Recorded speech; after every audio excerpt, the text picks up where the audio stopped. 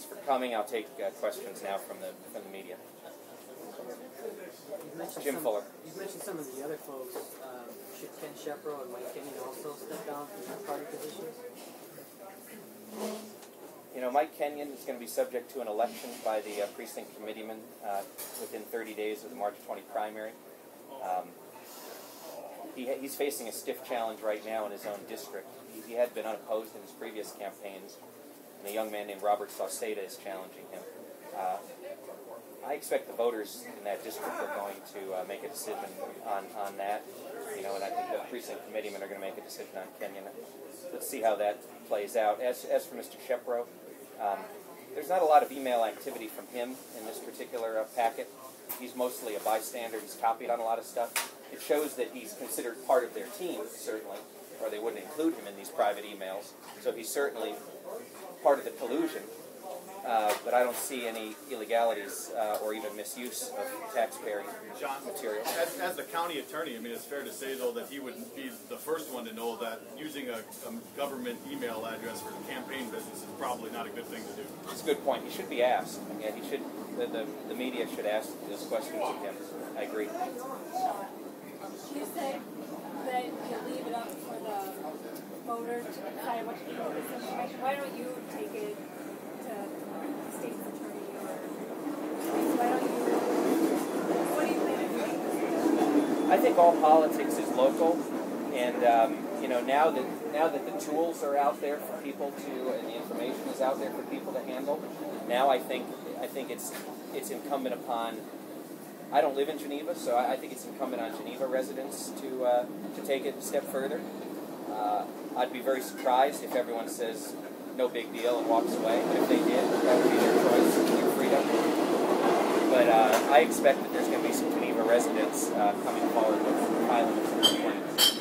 How would you compare what you found now to what you found in '96 as far as level of comments? Is it the same degree, I guess? It was a different time then. You know, back in '96, '97, there wasn't as much email and that kind of stuff going around.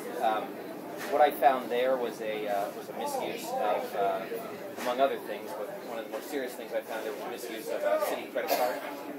And I have not found any of that here with regards to Mayor Burns. In fact, to his credit, he does not have a city credit card, and I think that's admirable. I do see that one of the employees, the streets and sanitation director, and that's kind of got me fired up on this stuff when I saw that there was problems with that gentleman, you know, misusing public funds. And I kept hearing over and over again from Mayor Burns at these candidate forums that the reason he needs to be elected is his executive experience. And Lawson doesn't have that executive experience. I thought, well, let's see what kind of executive he is. You know, if he's not keeping good tabs on one of the department heads, how is he conducting his own affairs? John, Jim. Elenatki's Could I have somebody speak up so we can hear the question? Oh, okay. Well, you want to repeat? I'll repeat his question. John, Elenatki is a paid consultant for Joe McMahon's re-election campaign. I mean, does that, in your mind, automatically make Joe McMahon, does it put the onus on him to publicly step away from this and let somebody else decide if there's been wrongdoing here? Okay, the question from the Daily Herald was, the campaign manager for State's Attorney Joe McMahon happens to be Mrs. Elenatki, who we're talking about today. The question was, does that create a conflict of interest where he won't be able to make a ruling on this? And I would say yes, it would. He would have to recuse himself, and it may have to be either go up to the Attorney General's office for review or to a judge. But by the way, and I think Joe would verify this, I warned Joe McMahon not to use her services, because I know what kind of person she is. I've had contact with her over the last 20 years. And I warned Congressman Holgren again about some of his staffers, but you know, everyone's free to make their own choices. You had made mention to some phone numbers in there at a couple of different points. Do you have any reason to believe that possibly the mayor's city cell phone might have been used at any point for campaign business? Anthony, that's a good question. The question was, do we think that the mayor has used his city cell phone for political business? I do have custody of hundreds of pages of cell phone records of Mayor Burns, and the phone number that he does give out for political purposes, at least in one of these emails, does match with that phone number of the city cell phone, which appears to be a Verizon BlackBerry. I need to do a little more research on that. I'll probably engage the press to do some of that research so that I don't have to do it all. I have those files electronically.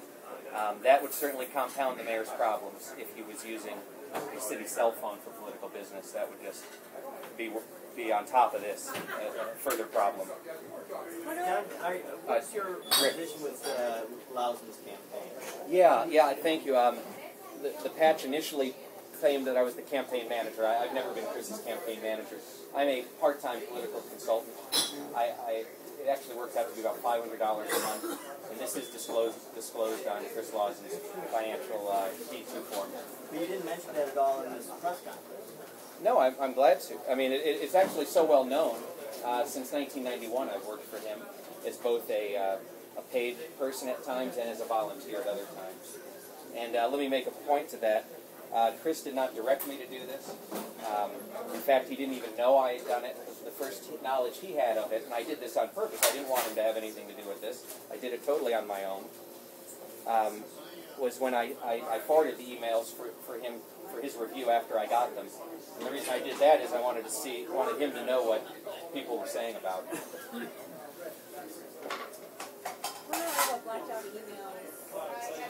Why are some blacked out? Was that you who blacked them out, or? Good question from Ashley at the Chronicle. The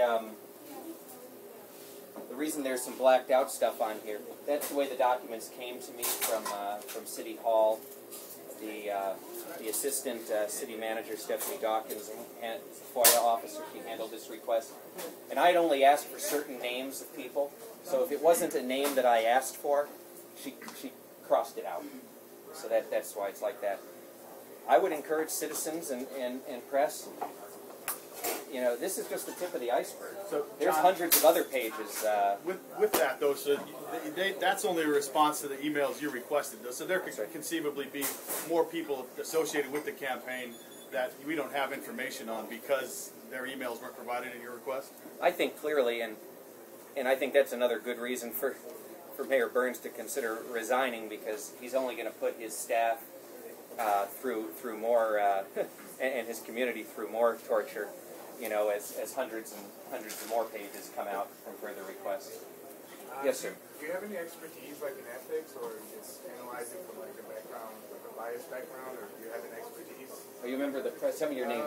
No, I'm just here listening to it and asking questions. Yeah, I do have expertise in opposition research. I've been involved in political consulting for about 23 years since my college days, and I gave you one example of it, what I uncovered in South Elgin.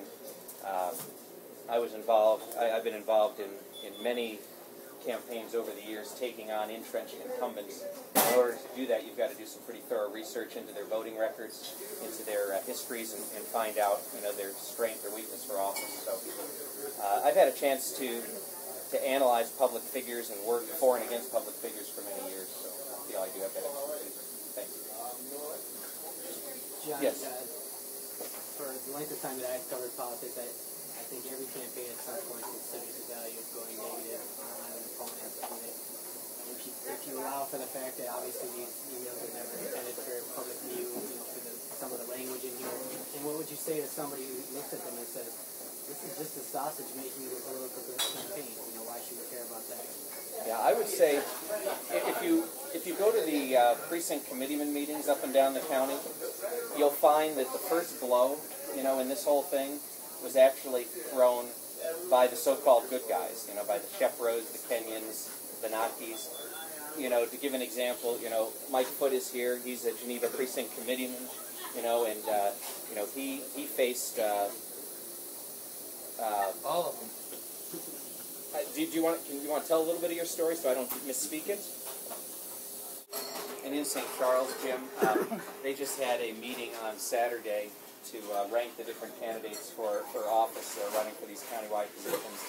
And Ken Shepro, who works for Karen McConaughey as the county attorney, he's chairman of that group. He appointed a subcommittee to determine which candidates are highly qualified, and unqualified for office. And the way the results just happened to come out, Mayor Burns, highly qualified, Laws and unqualified. Tom Hartwell, unqualified. Kathy Hurlbut, highly qualified. Straight down the line. So, that, to me, that's negative campaigning, because that's actually pretending to be an unbiased group. Everybody knows who I'm supporting. There's no secret here. That I support Hartwell, Hunt, Tabali, Lawson. The people that are running against these. That's no secret. I'm transparent. I campaign out in the open. But what I've found here behind the scenes, and you won't find any emails on any public accounts from me. And actually, you won't find this kind of language from me. But that's up to the individuals to choose their language. But it's unprofessional. So that's my answer to that. What's the period of time? That we're talking. Is this these emails over the course of a week, over the course of months? I had asked the mayor. for. The mayor tried to. The mayor has made comments that it was inadvertent and my bad. Is this something that was one or two occurrences over the course of a couple of weeks and somebody got wise, or what's the time frame we're talking? I think the first one on here is from August of 2011, and the last one goes up to somewhere in February, early February, early this month. So that's a period of about 6 months or so. John? Yes. The qualified, unqualified ledger you can get from Pete Malone, who is a precinct committeeman in St. Charles, and I'm sure he would be glad to forward that information because he's a committeeman. He was there when they unveiled this qualified, unqualified. That's a good point. Let the press and the public talk to Peter Malone. He's a precinct committeeman in St. Charles after the meeting if they have questions about what went on at that meeting, because I wasn't there, but I was giving accounts that others gave me. But we'll do that afterwards. Somebody else? You had a quote in there that said something like, "This is the kind of thing that makes people cynical about politics." Do you think that holding a press conference and being a political operative of one candidate, holding your own press conference, is something that might make people cynical about politics? No, not at all, Rick. And everyone's got their biases. I know you're an old Geneva High School guy. You're friends with Pat Jaeger and a lot of people. You and I have had differences. You wrote an editorial once about me that was very unflattering. So that's fine. We all have our biases. But no, I'm actually the one shining the light in the public, because if I had just passed this around among a few different political operatives, that would be sneaking around. But what I'm doing is I printed them all off. And I even handed the mayor's father a packet for himself to look at. I'm not picking and choosing who gets to see this.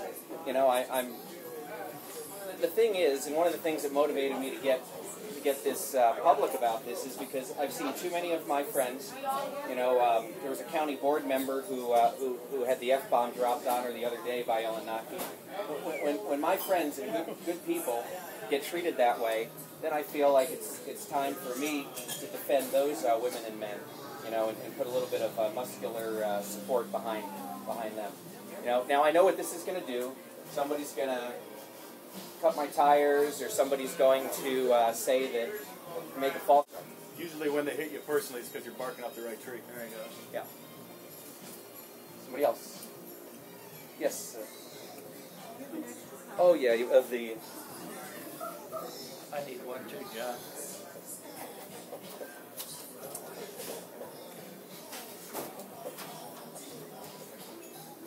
I've got a few more. I can, if the press has theirs, I can give a couple of citizens one.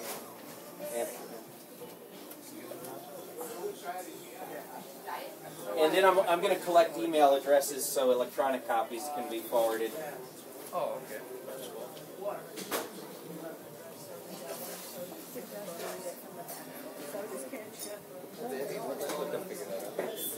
Okay, I guess we're done.